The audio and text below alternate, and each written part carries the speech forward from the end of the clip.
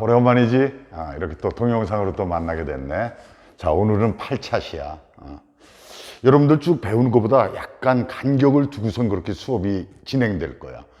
선생님이 여기 미리 써놨지? 우리 이제 3단원을 갖다가 동영상으로 먼저 공부하고 앞에 남아있는 부분은 학교에서 대면 수업으로 그렇게 이어질 겁니다. 이제 이 3단원, 생활공간과 사회. 지난 시간까지 우리가 공부했던 것은 자연과 인간 생활과의 관계를 주로 공부했어.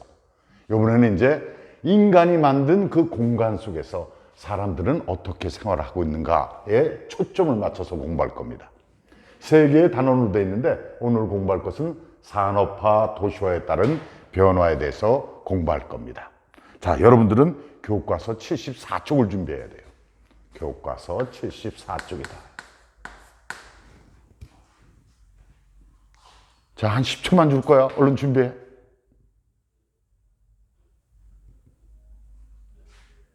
준비됐어요? 자, 들어갑니다. 야, 거기 멋진 노래가 하나 있는데 너희들한테는 이미 옛 노래가 하나 들어가 있네요. 그 신해철이 부르는 도시인이 나오는데 너희들 나중에 기회에 닿으면 한번 그거 들어보세요. 아침에는 우유 한 잔, 점심에는 패스트푸드 뭐 이런 식으로 나갑니다. 도시 사람들이 외롭다 이런 걸 얘기해 주는 거예요. 과연 도시의 생활이 어떤 것이기 때문에 우리는 지금 도시에서 살고 있습니다. 우리들 다 도시인입니다. 그런데 그 도시의 모습은 어떻게 발전해 왔으며 그리고 이 도시의 특징과 거기서 나타나는 문제점 그리고 그 문제를 우리는 어떻게 해결해야 될까? 이거에 대해서 우리는 이제 알아보는 시간입니다. 첫 작은 제목이 이렇게 돼 있죠. 산업화 도시화에 따른 생활공간의 변화. 그러면서 맨 처음에 산업화의 뜻을 여기서 얘기해 주고 있습니다. 자, 산업화의 뜻. 책이 어떻게 표현됐습니까? 첫 줄이야. 그래. 농업 중심의 사회가. 물론 이 농업에는 어업도 포함됩니다. 이런 사회가 무엇 중심으로 바뀐다? 2차 산업이라고 흔히 얘기해주는 공업과 그리고 서비스업 중심으로 바뀌는 그런 것을 우리는 산업화라고 얘기해요. 영국의 경제학자 클리에트는 이런 산업의 구조를 셋으로 구분했어요. 지금은 아주 고전적이야. 요즘엔 4차, 5차도 얘기하지만 세계 모든 산업을 3차로 구분했을 때 자연 상태에서 무언가를 만들어내는 것 그걸 갖다가 농업, 어업 이런 걸 묶어서 1차 산업이라고 표현했었죠. 그러니까 과거의 1차 산업 중심 사회에서 이 공업은 2차 산업의 대표적이죠. 자연 상태에서 나온 걸 갖다가 모양을 바꾸는 거야. 예를 들어서 우리가 밀을 생산했을 때 그걸 갖다가 공장으로 갖고 가서 밀가루를 만든다든가 또는 이 밀가루를 갖고 다시 공장에서 빵을 만든다든가 이렇게 했을 때 그런 것은 다 2차 산업에 해당되죠. 3차 산업이 이 서비스업으로 얘기되는데 과거는 주로 상업 이렇게 표현했습니다. 3차 산업이죠. 이렇게 만든 빵을 또는 밀가루를 적절하게 포장을 해서 소비자에게 주는 것, 옮기는 거죠. 운반하는 거죠. 포장하고 운반해서 소비자한테 보내는 이런 산업이 3차 산업이야. 결국 산업화는 무엇이냐? 1차 산업 중심의 사회에서 몇 차 산업? 2차, 3차 산업 중심의 사회로 이렇게 바뀌는 걸 갖다가 우리는 산업화라고 얘기합니다. 산업화의 뜻을 공부했다. 이 과정에서 두 번째 줄입니다. 경제 활동의 기회가 더 많은 도시로 인구가 이동된다. 도시로. 이 세상의 모든 그 삶의 공간을 갖다가 우리는 둘로 구분할 때 이렇게 도시와 촌락으로 구분합니다. 그 가운데 이 도시 사람들이 점점 많아지는 것, 그걸 갖다가 도시화라고 얘기해 줍니다. 그래서 그 다음에는 도시화의 개념이 나와요. 도시로 인구가 이동하면서 그거 밑줄 여러분들 그어놓고 옆에 도시화에다가 밑줄을 2개 쫙 그어놓으세요. 됐나? 오케이. 자, 도시화가 빠르게 진행된다. 옆에 도시화의 설명이 되어 있습니다. 도시에 거주하는 인구의 숫자, 도시인의 인구의 숫자가 많아지는 것, 도시화입니다. 도시화의 기본 개념이에요. 또 하나는 이 도시에서 살고 있는 사람의 생활, 도시 생활의 모습이, 도시 생활이 일반화되는 것, 보편화되는 것, 이걸 갖다가 또 도시화라고 얘기해 줍니다. 아주 간단하게 설명할 때는 도시 수가 많아지는 것, 이건 책에 안 나와 있어요. 도시 수가 많아지는 것도 도시화라고 얘기해요. 따라서 현대 사회는 지금 얘기한 것처럼 무엇과 무엇이 이루어지고 있다? 산업화와 도시화가 이루어진 상태에서 우리는 살고 있는 겁니다. 이 도시화를 조금 더 고급스럽게 공부할 때 우리는 그래프로 공부하기도 합니다. 이렇게 도시화율을 Y축에다 놓고 도시화율, 요게 기간입니다. 아주 옛날엔 도시가 없었겠죠? 그래서 도시화율은 제로입니다. 그 제로였던 도시율이 점점 높아지죠. 도시에 사는 사람들이 많아집니다. 그러면서 일정한 시간이 지나면 굉장히 빨리 올라가요. 그리고 또 일정한 기간이 되면은 도시화율은 한 8, 90%에서 멈춰버립니다. 이걸 갖다가 세수로 구분했어요. 이렇게 구분해도 좋고 이렇게 구분해도 좋습니다. 대략 30% 정도의 도시화율을 가질 때를 갖다가 우리는 도시화 단계에서 초기 단계라고 표현해 줍니다. 초기 단계. 그리고 그 다음 굉장히 빨리 올라가죠. 이건 아빠가 자동차 몰 때 빨리 달리고 싶으면 뭐를 밟고? 엑셀이죠. 그 엑셀레이터 스테이지가 바로 이 두 번째 단계입니다. 그걸 갖다가 우리말로 번역한 게 가속화 단계입니다. 가속 단계 또는 가속화 단계. 이제 마무리죠. 종점입니다. 그래서 터미널 단계라고 얘기하죠. 종착 단계.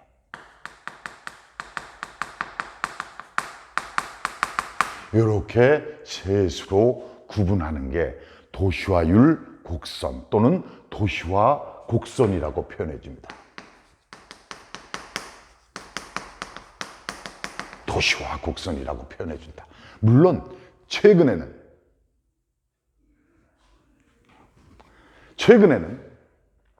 요 마지막 단계에서 다시 시골로 가는 단계가 나타나요. 이건 아주 최근의 단계죠. 이렇게 최근의 단계로 가는 걸 역도시화라고 표현하죠. 자, 그래프의 흐름을 다시 한번 살펴볼까요? 처음에는 천천히 도시화가 되다가 그 다음 아주 급하게 이루어지다가 마지막 단계 70%쯤 넘게 되면은 이제는 정착 단계, 종착 단계로 들어서게 된다. 이게 도시화율의 그래프입니다. 같이 참고로 알아봤습니다. 다음 세 번째 줄 보겠습니다. 이와 같이 산업화 도시에 따라서 인간의 거주 공간과 생태 환경엔 많은 변화가 생긴다. 그렇죠? 우리가 산업화 사회에 살게 되면서 도시화 사회에 살게 되면서 생활 모습은 바뀌게 됩니다. 그 생활 모습을 그다음 거주 공간의 변화라는 측면에서 살펴봅니다. 다섯 번째 줄입니다. 공업과 서비스업은 비교적 좁은 공간에서 집약적으로 이루어지도록 지므로 도시의 인구 밀도가 매우 높다. 도시의 특징입니다. 도시의 특징 중에 하나, 인구 밀도 높다는 얘기야. 어디 비해, 누구에 비해서 높다는 거야? 상대적인 말? 그렇죠. 촌락에 비해서 높다. 누가? 도시가. 인구수도 당연히 많겠죠. 또 하나의 특징, 이와 동시에 제한된 공간을 효율적으로 사용해야 돼. 땅이 부족하다는 얘기야, 도시는.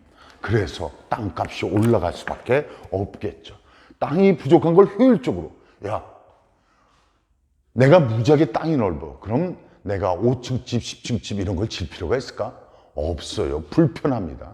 그냥 넓은데 1, 2층으로 쫙 깔아놓고 그렇게 사는 게 훨씬 좋아요. 그런데 땅이 좁아. 좁은 땅을 효율적으로 사용하려면 하는 수 없이 사람은 어떻게 해야 된다? 건물을 이렇게 높여서 질 수밖에 없어요. 효율적인 땅 이용이죠. 이런 효율적 땅 이용이 결국은 무엇을 갖고 왔다? 건물의 크기를 높였다. 고층화가 이루어지죠. 그래서 스카이라인이 만들어지는 겁니다. 집을 짓는 대지에 땅이 부족할 때는 고층 아파트가 만들어지는 거야. 당연한 거 아니겠어? 당연하죠. 이게 효율적인 땅의 이용이야. 그러니까 너희들은 거기 고층 건물이 들어서고 그 말에다가 고층화 이렇게 쓰면 조금 더 고급스러운 용어가 아닐까 생각이 듭니다. 써놓으세요. 거기다 고층화. 그 다음 시가지의 면적. 우리가 얘기하는 뭐 커다란 건물들이 많이 들어가 있는 그런 거리가 점점점 확대된다는 얘기야. 면적도 넓어진다. 또 하나의 특징이었어요. 인구 밀도 높다. 두 번째 뭐였죠? 고층화였다. 세 번째 뭐야? 시가지가 넓어졌다. 시가지가 넓어졌다. 또한 대도시 인구가 많아지고 그 기능과 영향력이 커지면서 대도시와 주변 촌락이 하나의 생활권을 이루는, 그거 중요한 용어네요. 밑줄 한번 긋겠습니다. 대도시와 주변 촌락이 하나의 생활권을 이루는 밑줄 그어놓으세요. 그리고 대도시권 형성에다가 밑줄 2개 넣죠. 자, 여기에 말이야 기존의 도시가 있었어. 도시가 있었어. 이 도시가 점점점 확대된다는 얘기야. 확대는 자연적 영향에 의해서 쭉 더 멀어지는 것도 있고 또는 도로 발달에 따라서 이렇게 여러 형태로 점점 확대가 돼. 이제는 도시 안에 땅값이 비싸니까 이곳에 사는 사람도 이 도시의 영향을 받으면서 살 수가 있다는 얘기야. 이런 게 점점점 확대돼서 최소한 당일에 출근할 수 있는 범위, 이렇게 당일에 출근할 수 있는 이 범위까지를 우리는 일반적으로 대도시권 이렇게 얘기합니다.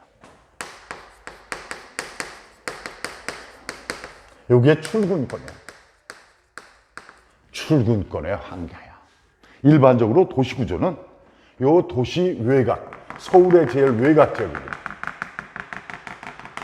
여기에 그린벨트가 마련돼 있어요. 그리고 그것보다 바깥 지역을 갖다가 우리는 교외 지역이라고 불러줘요. 요 교외 지역보다 조금 더 바깥 지역,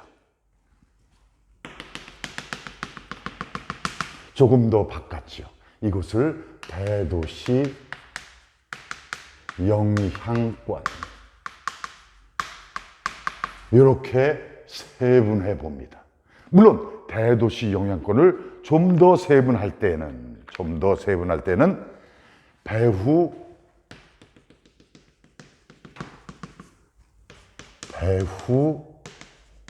농촌 지역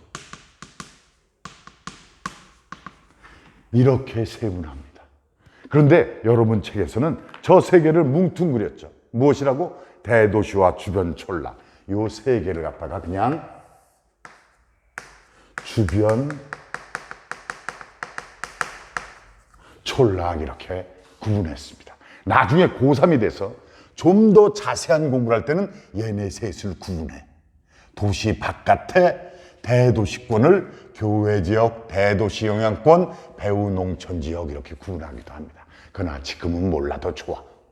이렇게 선생님이 조금 더 고급스럽게 얘기를 해줬고, 이거보다 바깥쪽은 당일날 우리가 출퇴근할 수가 없어. 그래서 이런 곳을 주말 생활권 이렇게 불러주죠. 멋지네요. 이렇게 우리는 대도시권을 구분할 수가 있다. 이때 대도시 주변의 촌락에는 도시의 주택 부족 문제를 해결하기 위해서 대규모 주택단지가 이런 곳에 들어선다는 얘기야.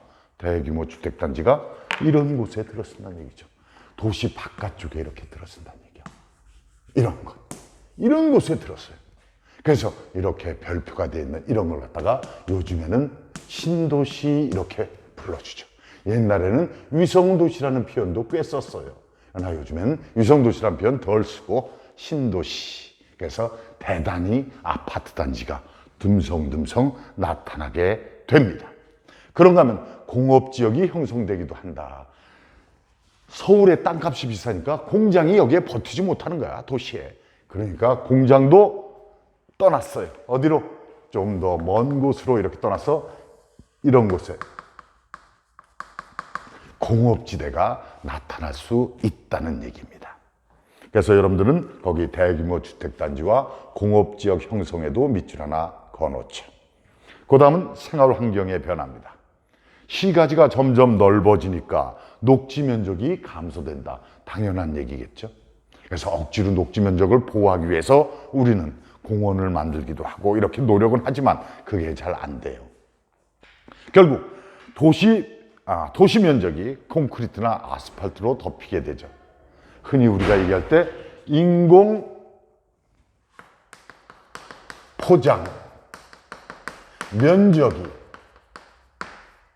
증가하게 되는 겁니다. 콘크리트나 아스팔트의 면적이 늘어나게 되는 거죠. 그러면 어떤 현상이 나타날까? 빗물이 비가 내렸어. 토양이 흡수되지 못한 빗물이 바로 하천으로 흘러 들어갑니다. 땅에 스며들어야 되는데 땅에 스며들지를 못하는 거야. 바로 도시 하천으로 흘러 들어가게 되는 거죠. 도시 하천은 콘크리트를 이렇게 막아놓은 하천이에요. 여러분들 청계천 가봤잖아. 그리고 요 중랑천에도 양쪽에 제방을 높게 만들어 놨잖아. 그런 곳으로 바로 물이 흘러 들어간다는 얘기야. 그래서 요것도 우리는 그래프로 종종 설명을 해. 그 옆에 써 있는 홍수 발생 위험도가 증가한다. 거기다 밑줄 하나 그어놓고요. 인공 포장이 늘면은 결국 이 얘기는 도시화가 이루어지면 이런 말과 같습니다. 도시화가 이루어지면은 지금 선생님이 그리고 있는 것은 요게 도시화가 이루어지면 하천의 수위야. 하천의 물의 높이입니다. 얘가 어떻게 변화할까입니다. 도시화가 이루어지기 전에는 자연스럽게 이렇게 물이 많이 흘러가다가 비가 멈추면은 이렇게 낮아지겠지. 이게 도시화 전의 단계. 전의 단계야. 인공 포장 면적이 적었을 때의 모습이야. 그런데 인공 포장 면적이 넓어지면 어떻게 될 것이냐? 이렇게 된다는 얘기죠. 빨리 수면이 올라간다는 얘기야. 그리고선 빨리 또 없어지겠죠. 이런 형태가 된다는 얘기입니다. 결국 이렇게 벼랑간 수위가 높아지면은 무슨 문제가 생길까? 이렇게 높아진 곳에서 홍수의 발생 빈도가 높아진다는 얘기죠. 결국 이것은 도시화 후의 모습이죠. 이 그래프를 통해서 우리는 인공 포장 면적 도시화가 이루어지면 홍수의 위험도가 높다는 것을 이해할 수 있었습니다. 또한 많은 인구가 좁은 면적에 다양한 경제활동을 추구하다 보니까 오염물질이 과도하게 배출된다. 그래서 생활환경이 악화된다. 여러분은 생활환경 악화에다 밑줄 하나 그어놓으세요. 앞으로 계속 도시 문제 중에서도 이 환경 문제를 꼭 다뤄줄 겁니다. 앞으로 우리가 생활하는데 굉장히 중요한 문제로 등장하게 되죠. 그 아래는 초고층 빌딩, 부르주 할리파라고 불러주는 아랍에미리트 두바이의 사진이 나와 있는데 세계에서 제일 높은 도시라고 얘기를 하죠. 그런 도시의 안에서는 모든 기능이 거기 써 있는 업무, 주거, 쇼핑, 휴식 이런 것들을 한꺼번에 다 할 수 있는 그런 빌딩이 만들어지죠. 그런 걸 갖다가 우리는 맨 밑에 줄 입체 수직 도시라고 불러줍니다. 거기다 밑줄 하나 그어놓고요. 일반적으로 초고층 도시 이렇게 불러주는 것은 높이가 200m쯤 되는 이거 이상인 도시. 건물 높이로 층수로 얘기할 때는 50층 이상. 이런 건물을 갖다가 우리는 초고층 건물이라고 불러줍니다. 우리나라도 이런 건물들이 지금 많이 들어쓰고 있죠. 75쪽으로 넘어가겠습니다. 지금 우리가 공부한 걸 바탕으로 이제 공부해야 되는데 여기에는 상당히 이론적인 바탕이 있는 내용들이 몇 가지가 있으니까 잘 들어야 됩니다. 나중에도 도움이 됩니다. 요거 잘 들어놓으면 나중에 너희들 땅 장사도 할 수 있어. 큰 부를 얻을 수가 있습니다. 물론 선생님은 실패했습니다. 산업화 도시에 따른 생활 공간은 어떻게 변했을까? 자료 1입니다. 산업화 도시에 따른 거주 공간의 변화. 첫 번째, 가가 나오고 있죠. 대도시의 도심입니다. 지금 우린 요거 대도시죠. 서울이라고 보면 됩니다. 그 한가운데를 얘기해 주는 거야. 여기. 요 가운데. 요 가운데를 우린 도심이라고 얘기를 해주죠. 요 도심의 사진이야. 명동입니다. 우리나라에서 땅값이 제일 비싼 곳이야. 그런데 옛날에는 서울시가 요 안에 전부 있었어. 그러니까 도심 관계없이 작은 시일 때는, 소도시일 때는 주거 기능이라든가 또는 지금 우리가 얘기하는 서비스 상업 기능이라든가 공업 기능이라든가 또는 뭐 교육 기능이라든가 이런 기능이 전부 한꺼번에 묶여 있었어. 기능이 거의 통합 또는 혼합되어 있었어. 그런데 얘가 대도시가 되면서부터 저렇게 구분이 되는 거야. 지금 시내 한가운데는 아파트 거의 없습니다. 주거지역, 주택이 없어졌습니다. 공장도 없어졌습니다. 왜 걔네들이 쫓겨났을까? 그걸 한번 알아보자는 얘기입니다. 우선 변화 중에 나가 나오죠. 도시의 외곽이야. 어디가 표현되어 있니? 노원구 상계동이라고 되어 있죠. 요걸 서울이라고 표현했을 때 노원구 상계동은 요 정도에 있는 거야. 요 정도에 있는 거야. 서울의 가장 외곽 지역에 있는 거죠. 아파트 단지죠. 물론 강남에도 이런 아파트 단지가, 대규모 아파트 단지들이 만들어졌죠. 이런 아파트 단지들이 구분돼서 나오게 되는 것, 그렇게 구분돼서 나오는 걸 갖다가 그 사이, 가나와 다라 사이에 작은 글씨 보겠습니다. 도시의 규모가 커지면서 교통이 편리한 도심에는, 도심에 동그라미 해놓으세요. 바로 이 자리를 얘기해 줍니다. 도심에는 업무와 상업 기능이 집중, 그 밑으로 오세요. 업무와 상업 기능이 집중. 도심에는 그렇다는 얘기야. 그래서 고층 건물이 나타난다. 반대로 주거와 공업 기능은 주거와 공업 기능 밑줄. 그리고 주변 지역 동그라미 해놓으세요. 그래서 도심과 주변 지역을 구분한 거야. 이렇게 구분되는 걸 갖다가 우리는 도시 내부 공간이 분화됐다고 표현합니다. 그거 밑줄 2개 해놓으세요. 도시 내부 공간이 분화. 도시 내부에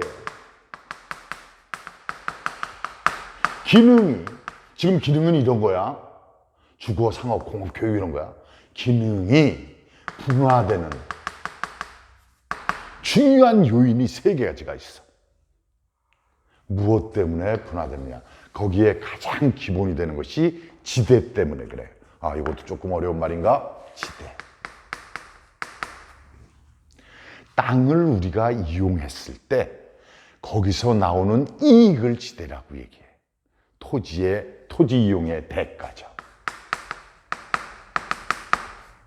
토지 이용의 대가야. 써놓을까 해.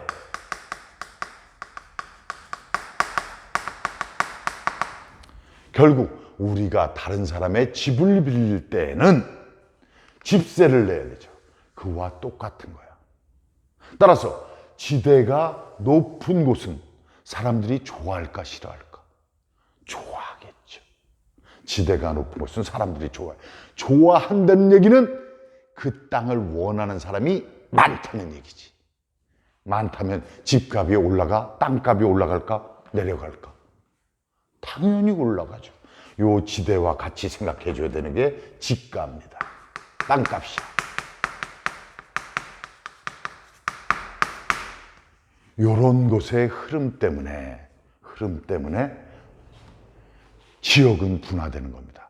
여기에 하나 더 포함시킨 것.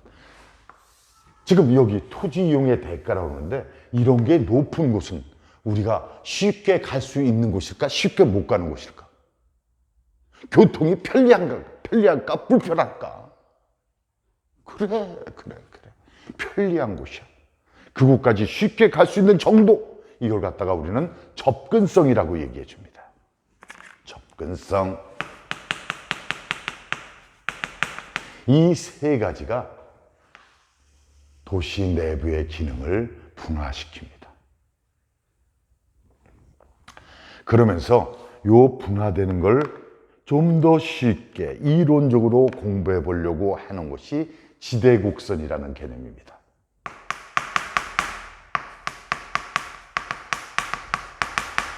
지대곡선이라는 개념이에요. 지금 선생님이 세로 쭉 이게 지대입니다. 지대. 요것이 거리입니다. 여기가 도심이에요. 도심에서부터 거리를 표현해 준 거야. 지금 우리가 알고 있는 기능, 요 이론에서 기능으로 이용되는 것은 세 가지야. 상업과 업무 기능, 또는 서비스 기능, 요 기능을 한 덩어리로 만들고, 또 한 덩어리가 주거 기능이야. 그리고 또 한 덩어리가 공업 기능 해서 지대곡선을 맨 처음에 연구해갖고 설명을 해줬습니다. 도심에서 가까운 곳에 상업 기능의 지대는 굉장히 높아요. 그러나 이 기능은 거리가 멀어지면 멀어질수록 급격하게 이렇게 낮아집니다. 지금 이 노란 게 상업, 업무, 서비스 기능이야. 그거에 비해서 공업 기능은 얘보다 애당초 도심을 썩 좋아하지 않는다고 봐주면 됩니다. 자, 요게 공업 기능.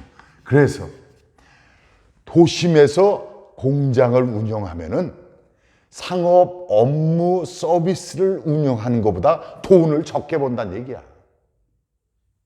그러면 너희들이 현명하다면 도심에서는 상업, 업무, 서비스 하겠어? 공장 하겠어? 상업, 업무, 서비스 하겠죠.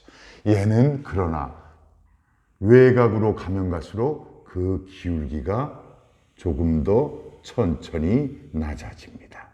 지금 이 빨간 게 공업 기능이야. 그거에 비해서 이제 주거 기능, 주택 기능입니다. 이 주택 기능은 도심에서 별다른 지대를 보여주지 못해. 다른 말로 해서 토지 이용의 대가가 별로 크지 않다는 얘기입니다. 자, 그러나 완만하게 얘는 내려가죠. 요런 곡선을 그릴 수가 있어. 요게 주거 기능입니다. 우린 여기서 이런 생각을 한번 해볼 수가 있죠.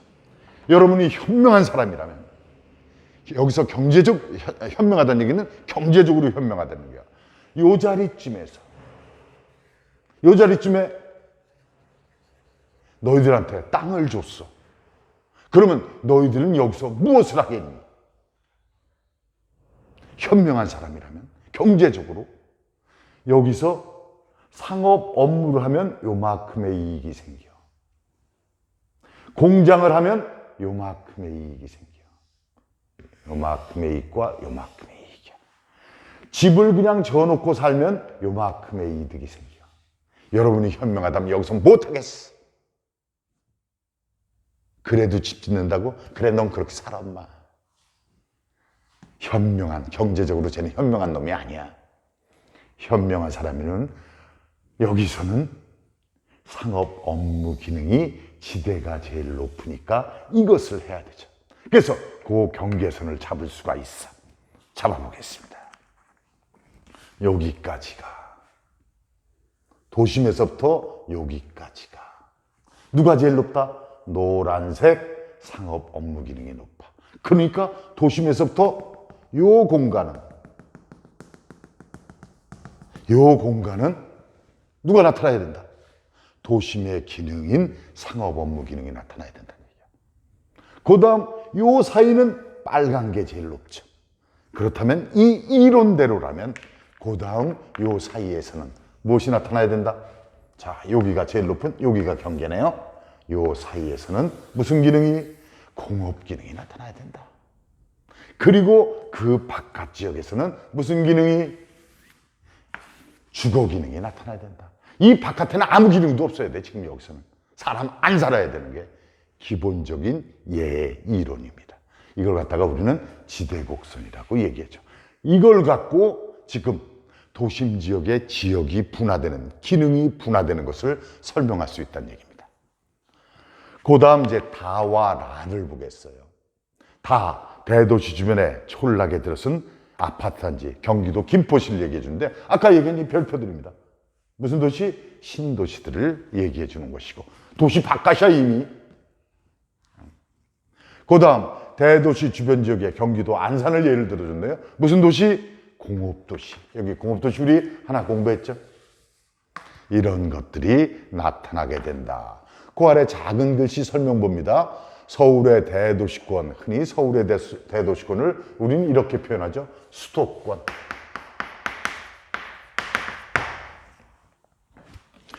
형성되면서 농촌지역이었던 김포시의 대규모 아파트 단지 신도시가 형성됐고요. 서울로 주택하는 인구가 늘게 되죠. 당연한 얘기입니다. 여기에 살고 있는 사람들도 대부분이 직장이 어디야? 대도시 쪽입니다. 출퇴근을 할 수밖에 없겠죠. 어촌이었던 안산시는 서울의 공업 기능이 이전되어 공업도시가 되었습니다. 전부 요 주변 촌락 지역에 이와 같은 지역 변화가 이루어진 것이죠. 해서 거기 가나 다라를 같이 우리가 생각해 봤습니다. 다음, 대도시의 또 하나의 특징 중에 하나인 열섬 현상을 표현해 주고 있네요. 자, 열섬 현상의 포인트가 되는 용어는 네 번째 줄에 있습니다. 그거 일단 밑줄 그어놓고 보죠. 도심 지역의 온도가 주변 지역보다 높게 나타나는 현상 밑줄. 열섬 현상의 밑줄 2개 놓으세요. 옆에 지도 한번 보세요. 광주광역시인데 거기에 색깔이 노란색에 가까울수록 기온이 높게 나타난 거야. 주변으로 가면은 기온이 낮아지죠. 선생님이 그걸 그래프로 옮겨보겠어요. 여기가 도심이야.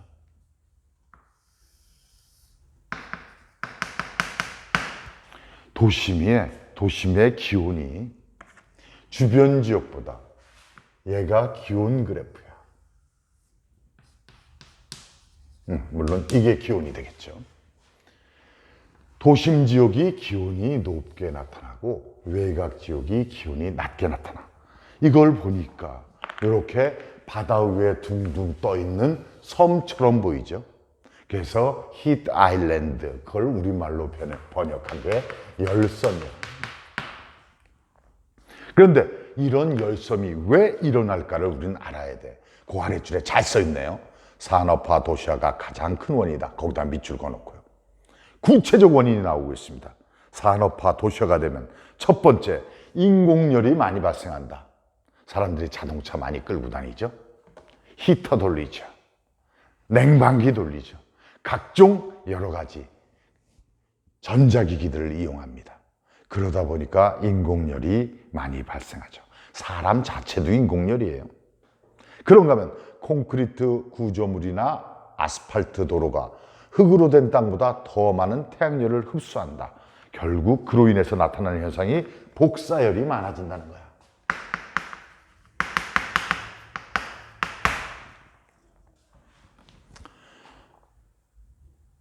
복사열이 많아져. 그 복사열이 밖으로 잘 빠져나가지를 못해. 병풍처럼 둘러쓴 아파트가 바람을 통하게 하는 걸 막아. 그런 바람이 통하는 길을 우리는 바람길이라고 얘기해. 이걸 또 차단해버린다는 얘기야. 결국 도심 지역의 기온이 높게 나타날 수밖에 없는 모습이 도시의 모습으로, 도시의 중요한 특징으로 나타나게 되는 거죠. 그 아래 제안이 나오죠. 도시의 열섬 현상 완화시키는 방법. 지금 원인을 알았으니까 완화시키는 방법 아는 거죠. 처음에 무엇이 많다고 그랬죠? 인공열이 많다고 그랬죠. 따라서 인공열 덜 나게 하면 되죠. 자동차 덜 끌고, 그리고 냉방비, 난방비 같은 이런 가전제품 덜 사용하면 됩니다. 두 번째는 복사율을 막아야 되죠. 아까 무엇 때문에 복사율이 높아진다 그랬어요? 그렇죠. 아스팔트 많이 포장하고 콘크리트 포장 많이 하고 그것 때문에 그렇죠. 그거 줄여야 됩니다. 그리고 건물을 잘 배치해서 바람길 잘 뚫리게 하면은 열섬 현상이 완화되겠죠.